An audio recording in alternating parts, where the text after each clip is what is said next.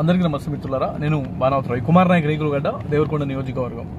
మిత్రులారా, విషయం ఏంది అంటే బీసీ నినాదంతో ముందుకెళ్తున్నటువంటి తీన్మార్ మల్లన్న గారి పైన మొన్న దాడి చేయడం జరిగిందనమాట.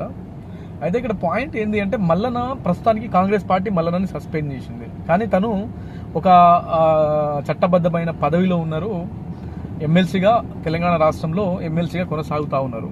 సో ఇక్కడ పాయింట్ ఏంది అంటే ఒక ఎమ్మెల్సీ అభ్యర్థి పైన దాడి చేస్తే ఇప్పటి వరకు దానికంటూ సరైన రెస్పాన్సిబిలిటీ, సరైన ఇది లేదనమాట. దాని మీద సరైన చర్యలు తీసుకునే ప్రయత్నాలు కూడా లేదు. అయితే ఇక్కడ పాయింట్ ఏంటంటే ఎందుకు చేయలేకపోతున్నారు అంటే ఇక్కడ ప్రధానంగా ఆరోపణ చేస్తున్నది ఏంది అంటే బీసీ నినాదంతో తీన్మార్ మల్లన్న బీసీలను ఏకం చేస్తున్నాడు. ఇప్పుడు ఉన్నటువంటి కాంగ్రెస్ పార్టీ 110% బీసీలకి 42% రిజర్వేషన్ కల్పిస్తామని రాజకీయ పబ్బం గడుపుతున్నది తప్ప బీసీలకి 42% ఇచ్చే అవకాశాలు లేనే లేవు. ఎందుకంటే దానికి సంబంధించిన కార్యాచరణలు తీసుకోవాలి అనుకుంటే ఇన్నిసార్లు మన ముఖ్యమంత్రి గారు ఢిల్లీకి పోయిండు కదా, ఒక్కసారైనా దానికి సంబంధించిన ప్రపోజల్లు మేము ఇలా ఎన్నికల్లో హామీ ఇచ్చినాం, ఖచ్చితంగా మీరు దీన్ని ఇంప్లిమెంట్ చేయాల్సిందని ఏ రోజు అడిగిన దాఖలాలు లేవు. ఏంది అంటే రాబోయే రోజుల్లో స్థానిక సంస్థల ఎన్నికలు దగ్గరున్నాయి.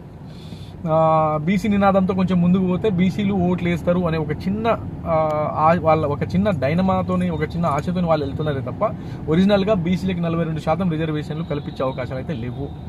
అయితే మిత్రులారా, మీ అందరికీ నేను చెప్పేది ఏంటంటే తీన్మార్ మల్లన్న బీసీ ఇప్పుడు వ్యక్తిగతంగా వారి పార్టీ వేరు కావచ్చు, ఇంకేదైనా కావచ్చు, మనం మన దగ్గర ఉన్న పబ్లిక్ పాపులేషన్లో చూసుకుంటే 40 అంటే దాదాపుగా 50% ప్రజలు బీసీలే ఉన్నారనమాట మన తెలంగాణ స్టేట్లో. ఇంకా ఎస్టీ ఎస్సీ వీళ్ళని తీసుకుంటే ఇంకొంచెం. అంటే ఇక్కడ ఏంది అంటే రాజ్యాధికారం దిశగా బీసీలు వెళ్తుంటే లోపల కుట్రలు జరిగి ఇతను బీసీలను డివైడ్ చేస్తున్నాడు. రాబోయే రోజుల్లో ఇది చాలా ప్రాబ్లం అవుతుంది. దీన్ని డివైడ్ చేసి విడదీసి మన బీసీలే వెళ్ళి తీన్మార్ మల్లన్న, ఒక బీసీ అభ్యర్థి అయినటువంటి తీన్మార్ మల్లన్న పైన దాడి చేయడం జరిగింది.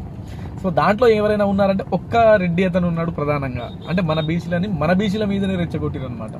సో ఇక్కడ నేను అడిగేది ఏంటి అంటే అక్కడ గొడవకి వెళ్ళిన బీసీలకు కూడా చెప్తున్నా, బీసీలు కావచ్చు ఇంకెవరైనా కావచ్చు, అరే బాబు తీన్మార్ మల్లన్న 100% తను ఇప్పుడు తను వ్యక్తి రాంగ్ కావచ్చు మన దృష్టిలో, ఎవరి దృష్టిలో, కానీ తను తీసుకున్న నినాదం 100% కరెక్ట్. దానివల్ల ఫ్యూచర్లో బీసీ కులానికి సంబంధించినటువంటి పిల్లలు కావచ్చు, వాళ్ళ సామాజిక వర్గం ఒక ఉన్నతమైన స్థాయికి ఎదుగుతుంది. దాంతోపాటు ఎస్టీ ఎస్సీ వాళ్ళకు కూడా సరైన ప్రాధాన్యత లభిస్తుంది తెలంగాణ రాజకీయాల్లో. ఇది మీరు ఎందుకు అర్థం చేసుకోవట్లేరు?